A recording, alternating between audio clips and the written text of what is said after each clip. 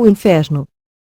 O que é o inferno? O inferno ou Geena, lago de fogo, é o cemitério do céu, lugar de eterna aflição, árido, vão, tedioso, e de pleno intelecto, onde o seu bicho não morre, e o fogo nunca se apaga. Marcos capítulo 9 versos 44. O inferno ainda está vazio, e será inaugurado pela besta e pelo iníquo, falso Messias, no final da grande tribulação, antes de iniciar o milênio, reino de Cristo por 1000 anos. E a besta foi presa, e com ela o falso profeta, que diante dela fizeram sinais, com que enganou os que receberam o sinal da besta, e adoraram a sua imagem. Estes dois, foram lançados vivos no lago de fogo, que arde com enxofre. Apocalipse capítulo 19 versos 20. Após o milênio, Satanás será solta da prisão e lançada no inferno. Em seguida os anjos e humanos que aguardam no Hades, Seol, serão julgados e receberão sentenças de inferno conforme as obras de cada um. E o diabo, que os enganava, foi lançado no lago de fogo e enxofre, onde estão a besta e o falso profeta, e de dia e de noite serão atormentados para todo sempre. E vi um grande trono branco, e o que estava assentado sobre ele, de cuja presença fugiu a terra e o céu, e não se achou lugar para eles. E vi os mortos, grandes e pequenos, que estavam diante de Deus, e abriram-se os livros, e abriu-se outro livro, que é o da vida. E os mortos foram julgados pelas coisas que estavam escritas nos livros, segundo as suas obras. E deu o mar os mortos que nele havia, e a morte e o inferno deram os mortos que neles havia, e foram julgados cada um segundo as suas obras. E a morte e o inferno foram lançados no lago de fogo. Esta é a segunda morte. E aquele que não foi achado escrito no livro da vida, foi lançado no lago de fogo. Apocalipse capítulo 20 versos 10 ao 15. Hades ou Seol, são prisões intermediárias, até o juízo condenatório do grande trono branco. E aos anjos que não guardaram o seu principado, mas deixaram a sua própria habitação, reservou na escuridão em prisões eternas até o juízo daquele grande dia, assim como Sodoma e Gomorra, e as cidades circunvizinhas, que, havendo-se entregue à fornicação como aqueles, e do após outra carne, foram postas por exemplo, sofrendo a pena do fogo eterno. Judas capítulo 1 verso 7. Quem é o dono do inferno? Toda a criação é de propriedade exclusiva de Deus, pois tudo foi feito por ele e para ele.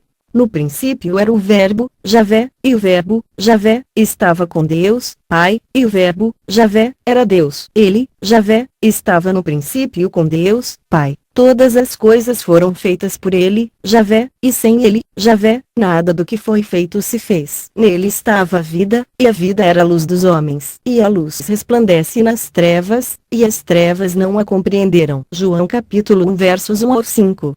E o Verbo, Javé, se fez carne, Jesus, e habitou entre nós, e vimos a sua glória, como a glória do unigênito do Pai, Pai de Javé Jesus, cheio de graça e de verdade. João capítulo 1 versos 14.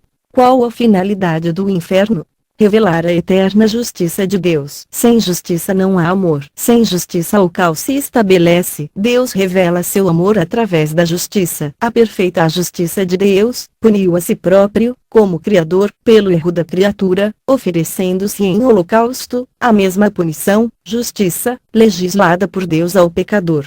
Porque Cristo não entrou no santuário feito por mãos, figura do verdadeiro, porém no mesmo céu, para agora comparecer por nós perante a face de Deus, nem também para si mesmo se oferecer muitas vezes, como sumo sacerdote cada ano entra no santuário com sangue alheio. De outra maneira, necessário lhe fora padecer muitas vezes desde a fundação do mundo. Mas agora, na consumação dos séculos, uma vez se manifestou, para aniquilar o pecado pelo sacrifício de si mesmo. E, como aos homens está ordenado morrerem uma vez, vindo depois disso o juízo, assim também Cristo, oferecendo-se uma vez para tirar os pecados de muitos, aparecerá segunda vez, sem pecado, aos que o esperam para a salvação. Hebreus capítulo 9 versos 24 ao 28.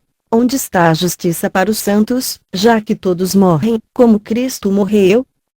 Não quero, porém, irmãos, que sejais ignorantes acerca dos que já dormem, mortos, para que não vos entristeçais, como os demais, que não têm esperança. Porque, se cremos que Jesus morreu e ressuscitou, assim também aos que em Jesus dormem, Deus os tornará a trazer com ele. Dizemo-vos, pois, isto, pela palavra do Senhor, que nós, os que ficarmos vivos para a vinda do Senhor, não precederemos os que dormem. Porque o mesmo Senhor descerá do céu com alarido, e com voz de arcanjo, e com a trombeta de Deus, e os que morreram em Cristo ressuscitarão primeiro. Depois nós, os que ficarmos vivos, seremos arrebatados juntamente com eles nas nuvens, a encontrar o Senhor nos ares, e assim estaremos sempre com o Senhor. Portanto, consolai-vos uns aos outros com estas palavras. 1 Tessalonicenses capítulo 4 versos 13 ao 18.